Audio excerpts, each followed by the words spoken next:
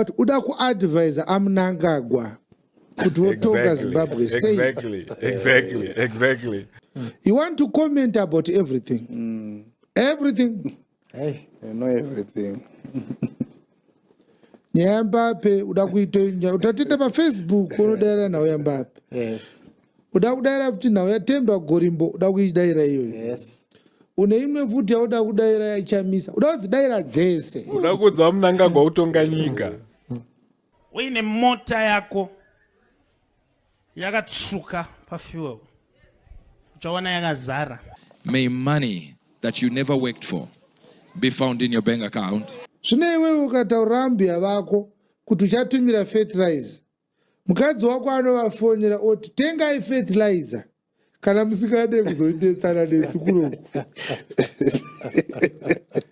Musazomirira babata kuvatu vachakuigirai fertilizer. Ndovaziva.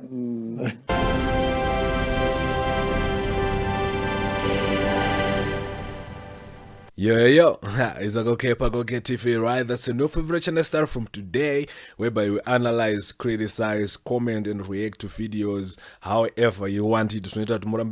Channel, you guys. I don't do what I want, but I do what you want. Right now, I came with a very, very interesting topic because I know Kuti Mazimbo, you are addicted to money, and guys, because you shouldn't be addicted to all those things that it's better to be addicted to money, guys. You know, uchitsvaga in good ways, because we know vamwe vacho manje ka zvavari kuzoita manje kuti vawane mari, guys. Come on, guys. Auwane mari nenzira yekufollowa diaboro andoketa. Was in video yandanayo ka ndekuwana mari uchifollowa nzira yekwajaja maketa. So izvo zvekuti tinotera satani kuti tiwane mari, guys. Please, let's just stop it. Kuromba whatever kutsvaga mishonga yelaki mana. Guys, let's hustle. Anditika. Talking about hustle, guys. If you want to advertise by this channel, panapa, number is on the screen, because as we are talking about advertising right now, today's video is brought to you by Next Cut Barbershop yepa Dombo Shava. So Iwewe kana uri mudombo shava right now, Next Cut Barbershop inokupa macuts akapenga, because inipanda kagerwa rasta randinaro iri anditika ndandapfurawo nepadombo shava maiketa. Then ndobva moms vati ayo musoro wako uri kufunge nawo ndikati moms musoro azogera zvikanzi apatoona ka une kachannel kako kaike gospel chingorowa mupasvo wakaita then ungobuda uchipenya pascreen uchitocha kamera. ndobva ndati moms bo reka titsvage baba. ndobva taona next cut but exchange numbers and stuff. Anga ari munhu ari bo akanibata bo, and mamwe makatsi aitorowa ipapo anga akapenga.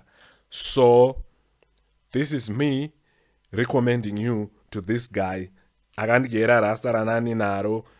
So if you are in Domboshava, then there are people who want to talk to me per WhatsApp. The number is there, guys. Chat with me, because we already tinewangwan wakatondi texter right now. Shout out to Jonah Leaf, Ariku SA.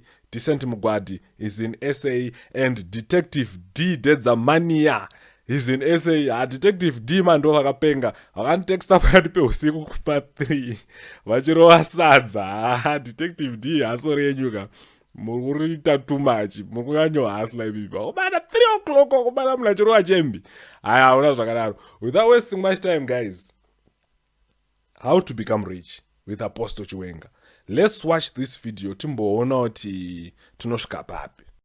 Maoko eunobata nesimba anomupfumisa. Yes. Amen. Now the word rich here, if you look into the etymological construction, it does not address accumulated wealth.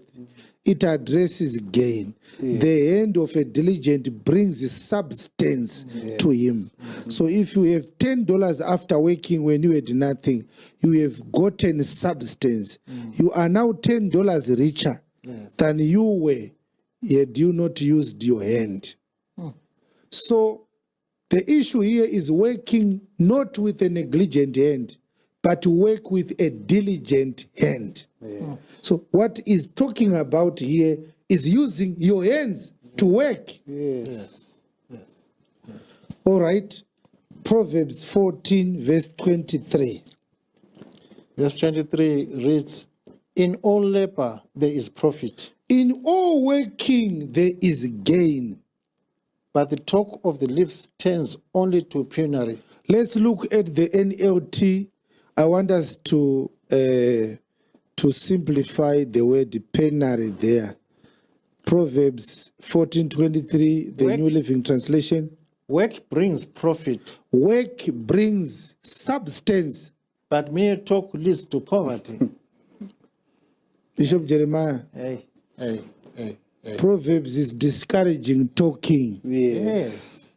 Mere talk. Yes. Ndauzoenda kuDubai, ndauzoenda kuCanada, zvandoda kuita ndezvekuti pane maneti andakaona kuChina ndikaenda nawo Kariba iwayo.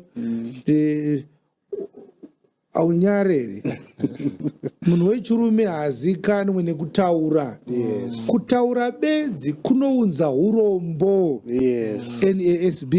NASB. In all labor there is profit, but mere talk leads only to poverty. Mere talking only leads to poverty.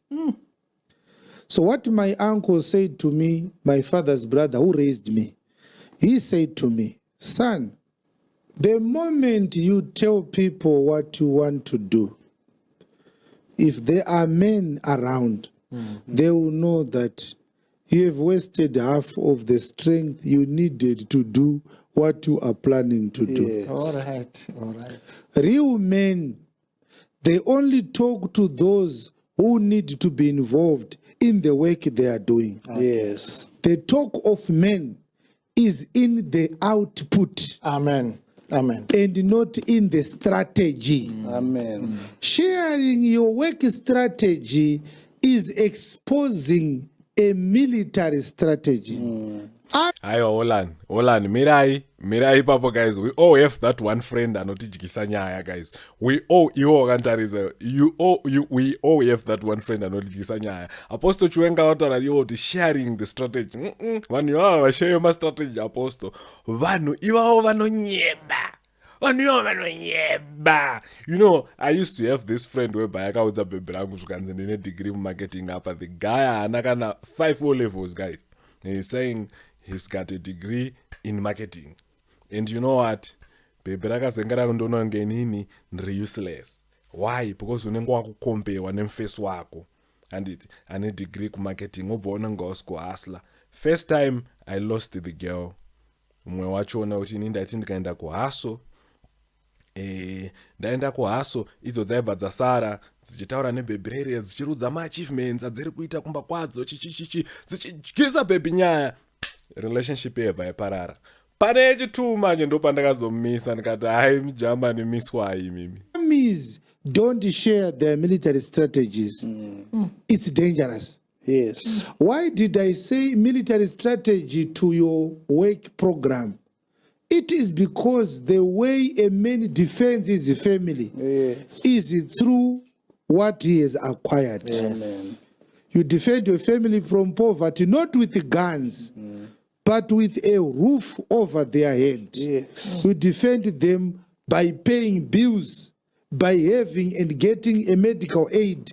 That is what defends the family. So you need the resources to defend the family from the elements, to defend the family from indignities, to defend the family from shameful things. Yes. You need money. Yes. So sharing your business plans with every man, I'm planning to do this. You are selling your defense strategy. Someone will go ahead of you and do what you are planning to do. By the time you get there, there's no more possibility. There are no more options. There are no more opportunities. I know a friend akashare idea yake yangatori truthful akati ndodaita business rakati 3 months later abva atangirwa. Do you know what happened? Akazopesera kushandira munhu waakaudza wewe. Just imagine, guys. If you are planning to go to hunt, the only people you need to talk to are the ones you are going to hunt with. You don't need to tell the village tomorrow, even tomorrow, the very, very tomorrow. Do you know tomorrow? Tomorrow. In the very early hours of the morning, at 3 a.m., we are going out. What did I say? We are going out. We shall chase after the kudu. And we are going to cut its head off. And at the end of the day, we are going to do a beautiful braai. Urikupa vanhu rute wekudu yausati wamutsa. Yes. Ndosaka vanhu vachituka vataurira zvimwe zvauri kuronga vangoti mwe vanenge vachiti vatanga pachizezuru tinokuti kupaumba kutaura zvinhu zvausingaite.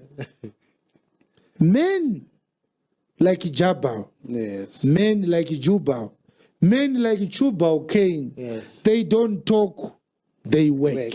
Yes.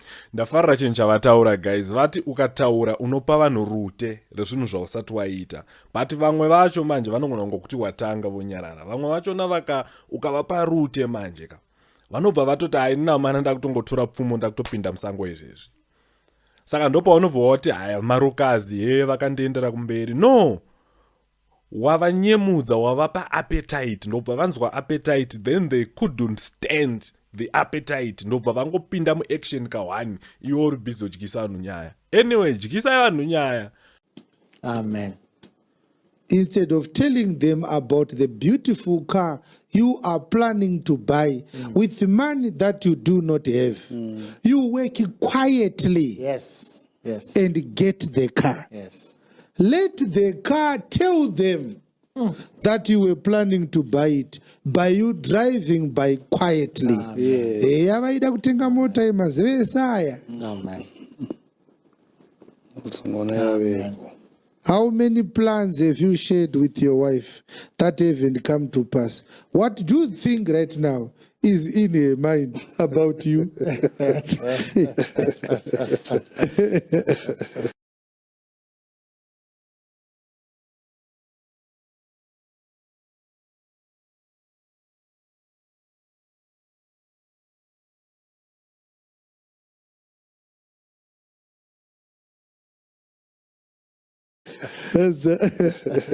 Zvinhu zvingani zvauri kuda kuita zvausati waita zvawakaudza mukadzi wako zvine madhetsi akatodarika.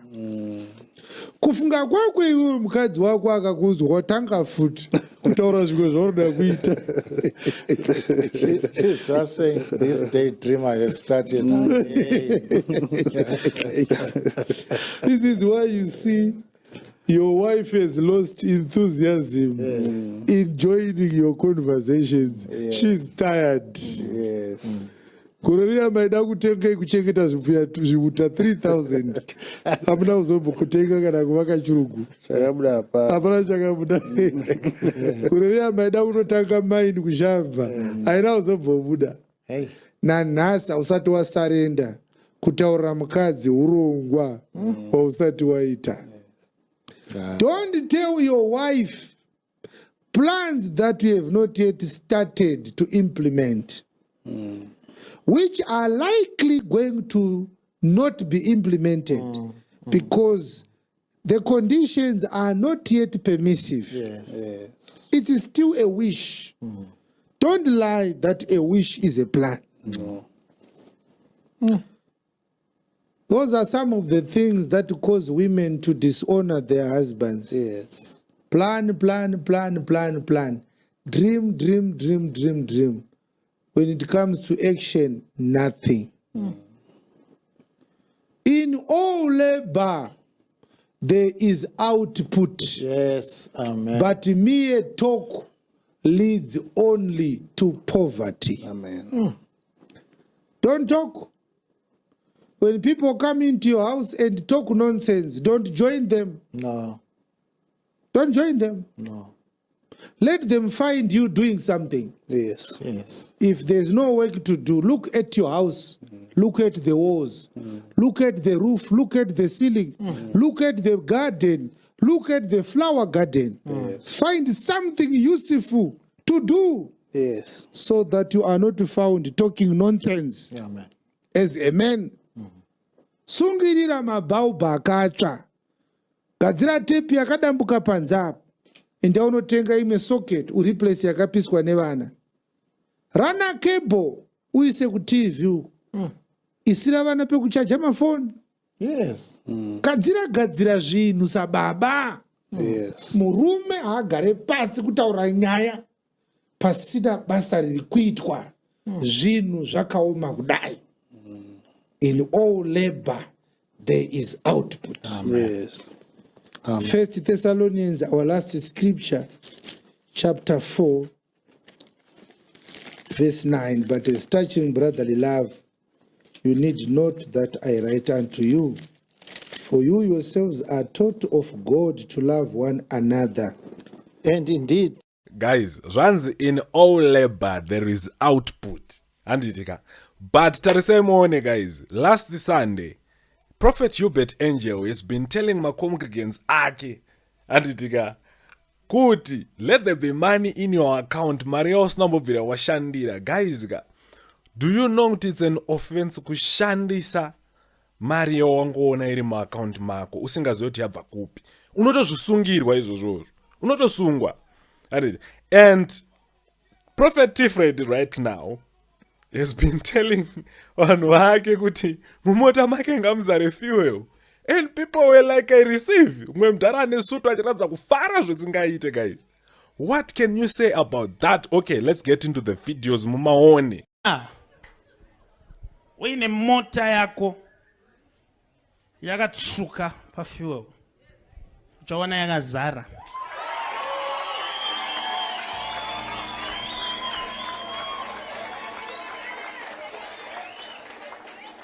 I want to repeat this. Kana motikari yako iri pa empty. That's where I need pano. Uchinomutsa mota yako. Unoona yakazara.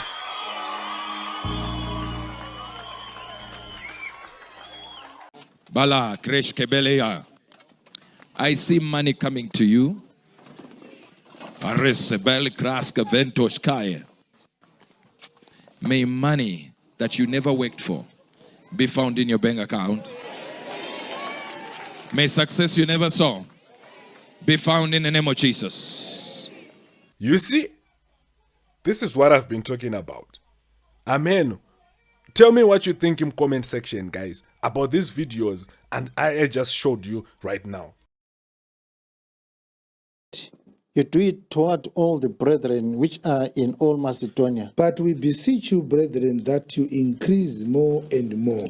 And that you study to be quiet. That you study to be quiet. And to do your own business. To do your own projects. And to work with your own hands. To work with your own hands. As we commanded you. Let's end there. Amen. Study. Dzidzirai kunyarara. Let's see what the NASB says. Study to be quiet. It means learn to be quiet. And to make it your ambition to lead a quiet life. Do you see that the Thessalonians were not quiet? According to Paul, they have to have a dream. One day I'll be quiet. It is an ambition. Naturally, with all the good things we learned about the Thessalonians, they could not be quiet. You want to comment about everything. Everything. Hey, you know everything. Nyambape udakuita utatenda pa Facebook unodaira nawo yambape. Yes. Udakudaira futi nawo yatemba gorimbo udakuidaira iyo. Yes. Une imwe futi yauda kudaira yachamisa. Udakudzidaira dzese. Udakudza VaMnangagwa utonga nyika. How many pairs of shoes does your wife have? Huh? Output upon. Ndio output yako chayo hiyo. Yes. How many pairs of shoes of school uniform does your child have? Ungachitoenda kuchikoro kwacho. Mwana wako ane pair yekuendesa kuchikoro kwacho. Mwana wako ane pair 1 yeboots yekuendesa kuchikoro. kuroti ikanaiwa mangwana haaende kuchikoro, Yes. ikatsemuka mangwana haaende kuchikoro, Yes. ikabiwa mangwana haaende kuchikoro. Hey. But uda kuadvisa aMnangagwa kuti wotonga Zimbabwe sei. Exactly. Guys, let's be real quick. I'm not saying people shouldn't advise the president or comment or what, but I'm saying, let's say we were batwa which advise aMnangagwa kutonga nyika of one's abo. Let's make you advisor, presidential advisor of one's tipe wa umapepa ekuradza kuti une ma credentials ekwanisa kuadvisa mtungamiriri wenyika. Mapepa anobuda here. I mean, it's just my thinking, guys. But also go to our own comment section what you think about what I just said. Huh? Kuchenjera kwako iwewe kunoprove Exactly. No pacho pandiri kutaura guys. Kuti yes iwo unongoshida kuti advise president anditi. Patobva takuti tipe mapepa ekuratidza kuti basa iri. Unotorigona rekuti advise president. Tikupe riri official job. Unongoprova nemuromo. Wadhakwa uri pabhawa uchigocha nyama yepondo. Mba, the wisdom of a man is not proven by his words. A man is proven by his action. Amen. You understand? Amen. There was a time when we were working at the central bank, 2009. Suddenly, the bank wrote us emails saying we were not going to receive our salaries. The bank was broke, the economy was down. So we were going to be receiving pay slips, but they were going to just tell us how much we are supposed to earn. Okay. For the rest of 2009 and 2010, we were not earning salaries. I remember we were only receiving $100 as allowance to use for transport. Yeah. Things were terrible until they owed us huge sums of money in unpaid salaries, which then they paid later. But that time when they told us, I was going to a shrine and I had made a pledge based on my expected salary. All right. Yeah. And so the salary was not coming. Yes. And I had spoken to some old gogos, promised them that I was going to pay for their transport to go to a conference. But there I was. There was no salary coming. But there was a promise to the church, and a promise to widows and old gogos. I was going to hire a small bus to take the gogos to the church conference. The only thing I had was a laptop that I had saved money for some months. In those days, laptops were selling at very high prices.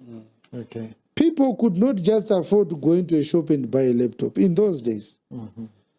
Only auditors and executives, you could see them holding laptops going to work. Okay. So I had bought a laptop from another country and I hadn't used it. It was a personal asset. The only thing I had that I could sell is that laptop. I sold it to make good on my promise. Amen. I could go to these magogos and tell them that things have gone south for me. Yes. I can't help you. But I made a promise. Yes. So I had to put my plans with this laptop on hold to fulfill my word. Amen. I made a promise. Amen. The word of a man must be his bond. Amen. When you say, I will do this, you have to do it. Yes. That's how you prove that you are a man. A man must be reliable. Guys, what I like about Apostle Chiwenga is my examples are very practical. He is not telling us to be loyal to giving to the church. He is not telling us to be loyal to giving to God, thereby also giving to the church. Ari kutiudza kuti tive loyal handitika to our word. Vapa example ye hana kupa example yekupa kuchurch. Apa example yekupa kuvanhu vari muchurch.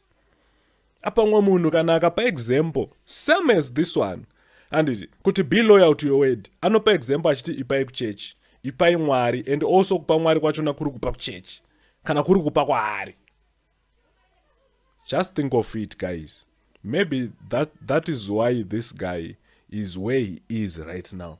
He is not all about JRM, ipai apostle. Apa parotokudza kuti machembere ari muchechi ndo andakapa.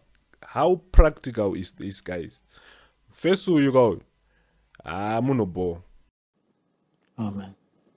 Zvino iwewe ukataura mbiya vako kuti uchatumira fertilizer, mukadzi wako anovafonyera oti tengai fertilizer kana musingade kuzoidetsana nesu kunoku. Musazomirira babata kuvati vachakuigirai fertilizer, ndovaziva. Kana yazongouya utotengadzanwa. But kana mukanga muine mari, kurudziro yangu ini ndakarorwa navo, tengai fertilizer. Mukadzi wako anoudza vanhu kuti iwewe hauvimbike, unotozounza trouble kumba. Yes. Unopromisa vanhu zvinhu zvausingaite, but ndiwe futi unoda kuadvisa vanhu pazvinhu zviri critical. Iwe uri a vain man like this. That's what ndiri kutaura, guys. A man who doesn't keep his word is not a man. He is a vain man, a scoundrel. A man must be thoughtful. Yes. Where will I get money to do this? Yes. What if it fails? Do I have an alternative source? I can't promise this person now. This matter is critical. I can't give an excuse later. Or this one is not critical. I can even pay 2 more months to come. If I fail this month, I can make a promise. It doesn't have to become something serious after all. I'm only hoping. You have to be able to calculate things. But you don't just open your mouth and join any other conversation. Study to be quiet. Yes. Amen. Teach yourself to be Plus quiet. pamwe pachona usade kuonerwa nemaziso evanhu kuti pakangoungana vanhu obvoda kuti hey, pledge chakati ndiri kuunza chakati. Guys, sometimes musade kuonerwa nemaziso evanhu. Dzidza kudzikama pamusoro pekuva quiet kukutaurwa naapostle apa. Munhu dzikama, munhu wechirume iza. Learn to be quiet. Yes. Amen. Make it your ambition to lead a quiet life and attend to your own problems. Amen. Amen. Amen. Amen. Makavaka here kumusha kune marinda ababa venyu. Yes. Hamuna. Kozve mari yakatengwa Mbappe munei nazvo? Madi kutengesa kana matemba chaiwo, muchichinja vanhu chenjiso, muchiera matemba muchichinja. Ikakwana mari yetu mabhegi muisa pasaidi. Gore rinoda kuextenda mbaba bongo. Pamba baba bongo pavadongo. Zvidhinha kumusha zvidhure. Toda kuisa fence pamba baba bongo. Toda kutenga mombe. Kuti kana ndikaenda kumusha kuZimbabwe, ndiende kumusha chaiko kune marinda emadzibaba. Amen. Kubva kuUK kuenda kuZimbabwe akusi kuenda kumusha. Kuenda kumusha kuenda kune rukuvute wemadzibaba ako. Kwagumira kuHarare wanga usina kuenda kumusha, wanga wakaenda kutaundi kuHarare. Usanyepere vanhu kuti uri kubva kumusha iwe. Another practical example, guys. Panzende munovaka makuvana baba venyu. Hapana unzende munovaka church apa. And this guy is building a church right now. But anorova sermon ye 7 hours. Apedza kusermon ye 7 hours. Obva azotanga kuti turikuda kuvaka chechi, turikuda kudai. Haafe akaisa concept yekuvaka chechi mumasermon ake. Apa pari kukudza kuti vakai misha yenyu. Munodawo munhu akaita sei, guys? Munodawo munhu anomira pachokwadi zvakaita sei? Kune mari ndo wakasvika here, saka wakaenda kumusha kwani. Zvino kune rimwe rombe rinoenda kumusha kwaadzimai, kwaro harisviki. Rinovhevhetedzwa namai paidava. kuenda kumusha kwavo. Hey. Kukura musoro wese uyu. Usati wagona kuudza mukadzi wako kuti no. Saka wakasimbira pai. Simba remurume rinoonekwa nemadecisions. Kwete mumhasuru. Aiwa. Pakasimbira varume topaziva, guys. Especially varomboya vasina mari. Ask their wives. They will tell you kuti murume akasimba uyu. Kuti murume akasimba hazvidi six pack. Kuti murume akasimba zvinoda musha wake. Amen. Tiuone. Amen. Zvinosimudza ka six pack so. Uri chiroja kuseri kwembe yevanhu. Komano kuseri ndozvakaita simba izvozvo. Varume vazvano vari kuenda kujimu nekurova mahebs.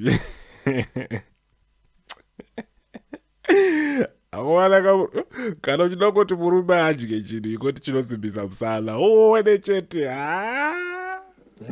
Handiti paunorodya izvo zvinonzi mukomana wokuseri. Saka mhasuru kusimudzirani? Wadi kusimudzira mhasuru idzi urombo. Otenga stand. Yes. Tosvika pamba parasta. Kana ukavaka chikebhini muyadhi mako wakatochenjera kudarika munhu ari kudhiraivha mota achiroja cottage kuGreendale. Murume haapruve simba netsinga dzepai kana nekukura kwemusoro kana nemapepa echikoro chaakadzidza. Tsinga dzatarwa padzepai, guys. Murume anopruva simba nezvibereko zvinoratidza capacity yake. Are you capable? What have you done so far? Cain had capable sons. Yes. But he never had a blessing from God. Why are you lying now? Yes. That you are a blessed child of God. Yes. Yes. If you are worse than Cain, why are you lying? It didn't need a blessing. Yes. It simply needed him to use his strength, Amen. his capacity. Yes. Do you have children? Are you analyzing and monitoring your children? If you have sons, you must see what each son is gifted in, so that we help him to realize the area of his gifting, the area of his strength. You are investing into the future of your unborn children. That is what a man is all about. Capacity. Now, if you look at what we read in Genesis chapter 4, you won't find a place where one of the wives of the sons of Cain did something. Mukadzi waJubhari akazenga achiitawo zvakati, mukadzi waJubhari Cain aita zvakati. Havatarisirwe kuita izvozvo. Zvakapuwa varume izvi. Yes. Ndo vakanzi vakainyika. It is men who have made this world to be what it is. There are no roads in this entire world built by women. There are no cities built by women. There are no bridges built by women. 90% of builders, 98% of world builders are men. Amen. 90% of engineers are men. This is a world statistic. Yes. You can research it. This world was built by men and not men and women. If you want to know what women are capable of, go on Facebook, go to Twitter. That's where you find women. Yes. Go into Gucci shops, go into Louis Vuitton shops. Yes. That's where you find women. Yes. Yes. You won't find them in the mines. No. You won't find them in the construction companies. No. You won't find them on those, what are they? The scaffolds. Oh, yeah. 150 meters above the ground, standing on a scaffold, No. laying bricks on a structure. You won't find them there. No. You find them in saloons and in restaurants, squandering money that men have labored for. This is what you must know now, so that you don't waste time with women hearing nonsense. They are good at spending Yes. and you are good at acquiring. Yes. Use your hands. Amen. Rise up. Amen. There's capacity in you. Yes. You don't need the education to be a man. You need to use your hands to be a man. Amen. There are so many rich people, successful people, people that are able to raise decent families, who do not have academic credentials. They are using gifts from God. I don't think whether it's Messi or Ronaldo, but one of them does not have a degree, Yes. but he is a multi-millionaire. Yeah. Look at people like Michael Jackson. Okay. Pauda kunzi Michael Jordan ipapa up. And vakangoita a slip of tongue. So it's Michael Jordan. Flourished, became very rich and very famous. He was a basketball player. He made his money. Michael He Jordan. used the gift. Michael Shoemaker. He was just a skilled driver, and he made his millions. You can be successful even without an academic certificate. Yes. But if what you want to pursue needs certificates, go and get the certificates. Yes. Nobody will stop you. Yes. Right. Ndapedza nemi apa ndapedza bhora zvese necricket kana nechess. I don't know kana kune vachiri kutamba chess mazuva ano, but ndapedza masports guys. Pedza bhora. Ukaona usingasubscribe pakadai apa tikakubata pageto toona ngokunamatira patirikuda kuti kubuda dhimoni ipapo. If you don't subscribe and like this video ka hai ndikakubata ka ndokunamatira ndorova mp3 player chero mp3 player rakareba chero kuti baba ya kunyatsotshedza vangirozi dzese vana Michael na Gabriel chaicho nechigaro chamwari kuti chiburuke. If you don't subscribe to this is fire. Kana wabetserwa this video, please like, comment and share. Musazokanga unaenda pababa pandakuudza ikapaipai mombonogerwa musoro tarisai mone kati yakarohwa apostle vari kutoluka ubho kana nini andakarohwa nemufeso wacho toluka bo. I'll see you on the next video guys. Keep texting me kuinbox anditika keep giving me the job rekuadvertise mahustles enyu. Let's keep talking. I have realized that vakawanda they are wishing so much for this channel to grow because vanokandanyora mu comment section, may this channel grow. You can help us with even support panamba dzatakupai. So I would like to thank you for your continued support. I will see you on the next video. Peace.